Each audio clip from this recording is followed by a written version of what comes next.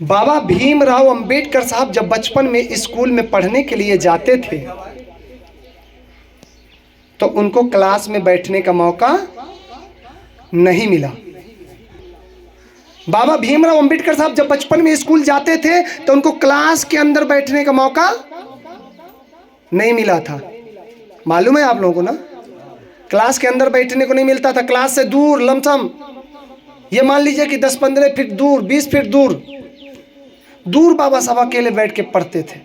परंतु कुछ दिन ही बाबा भीमराव अंबेडकर साहब स्कूल पढ़ने गए कि उस स्कूल के सबसे तेज और होशियार स्टूडेंट हो गए। जो क्लास के अंदर वाले बच्चे सवाल का जवाब नहीं बता पाते थे, उन सवालों का भी जवाब डॉक्टर बी.आर. अंबेडकर बाबा साहब हमारे बता देते थे। तो ऐसा क्यों हुआ? ऐसा इसलिए हुआ, क्या वजह थी? क्यों क्लास के सारे बच्चे फेलियर हुए? बाबा भीमराव अंबेडकर साहब क्यों सबसे सीनियर हो गए, होशियार हो गए, एक्सीलेंट हो गए, तेज हो गए? इसका मेन कारण क्या था? उस कारण को आप लोग ध्यान से सुन लीजिए। वो कारण बस यही था कि क्लास के अंदर वाले बच्चों का ज्यादातर ध्यान क्लास के बाहर रहता था। कहाँ रहता था क्लास के अंदर वाले बच्चों का ध्यान?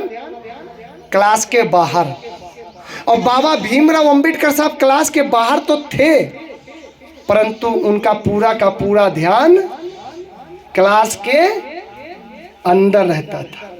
इसीलिए बाबा भीमराव अंबेडकर साहब का ज्ञान सभी बच्चों से ज्यादा हुआ।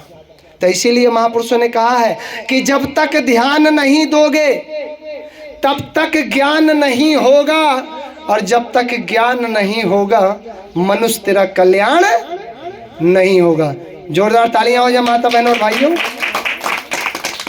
बिन ज्ञान इंसान पशु के समान होता है। पशु मतलब जानवर के जैसा होता है। तब बिन ज्ञान इंसान पशु के समान होता है, जानवर के जैसा होता है। तो इसलिए हमें जानवर बन के नहीं जीना है, इंसान बन के जीना है। और इंसान अधूरा जब तक है तब तक, जब तक उसको ज्ञान नहीं है। तो ज्ञान कैसे प्राप्त होता है? ध्यान देने से। भगवान बुद्ध की तस्वीर आपने देखी होगी, ध्यान मुद्रा में बैठे हुए हैं, लंबे समय के लिए पीपल के पेड़ के नीचे बैठे, ध्यान में डूब गए, ध्यान दिया उन्होंने संसारिक चीजों पर, तब उन्हें प्राप्त हुआ। क्या प्राप्त हुआ?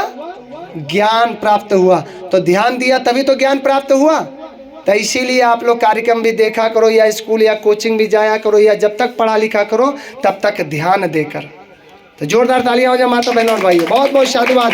मैं हरिशंकर मानवतावादी 30 दिन 12 महीने अपने महापुरुषों की जीवनी और उनकी आदेश, उनके संदेश बताकर समाज को जागरूक करने का प्रयास कर रहे हैं। परंतु जागरूक तभी कर पाएंगे, बदल तभी पाएंगे जब आप बदलना चाहोगे तभी। अगर आप बदलना नहीं चाहोगे हम आपको नहीं बदल पाएंगे। इसलिए हम आपको बदलना चाहें और आप खुद बदलना चाहो तब हम आपको बदल पाएंगे। बहुत बहुत साधुवाद, बहुत बहुत धन्यवाद। आज ग्राम खखरा में कार्यक्रम चल रहा है। ग्राम खखरा, क्षेत्र मैथा, कानपुर देहात। सभी माताएं बहनें भैया लोग आए, कार्यक्रम को देखा, सुना, समझा। महेंद्र भैया, सुरेंद्र भैया, रमाशंकर जी, हमारे राजकुमार जी, सूर्या भाई साहब व सभी बच्चों ने, सभी माताओं ने, यमुना प्रसाद भैया, कृष्ण गोपाल जी, नीलू बाबू, मनीष बाबू, इन सभी बच्चों का, भाइयों का सहयोग मिला और कार्यक्रम सफल हुआ। अब जो बात हम बताने जा रहे हैं जो अपने समाज के बच्चों के लिए, उस आप लोग ध्यान से सुनिए। बाबा भीमराव अंबेडकर साहब। आज मैं हरिशंकर मानवतावादी ग्राम खखरा में आया हुआ हूँ, क्षेत्र मैथा, और यहाँ पर घंटों हो गए बाबा साहब का कार्यक्रम की तैयारी नहीं हो पाई है। समाज में थोड़ी सी कमी दिख रही है।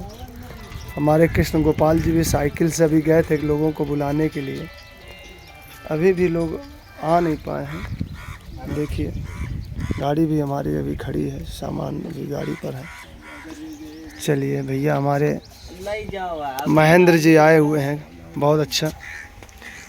इधर अनुराग बाबू बैठे हुए हैं। कार्यक्रम की तैयारी में अभी काफ़ी लेट है, तो तो यहाँ थोड़ा सा देख रहे हैं कि चॉइस और जागरूकता की कमी दिख रही है गांव में। फिर भी प्रयास है कि कार्यक्रम करें, समाज में जागरूकता है, परिवर्तन है। सूर्या भाई के साथ हरिशंकर मानवतावादी और गांव के सभी माता बहनों के साथ जय भीम, नमो।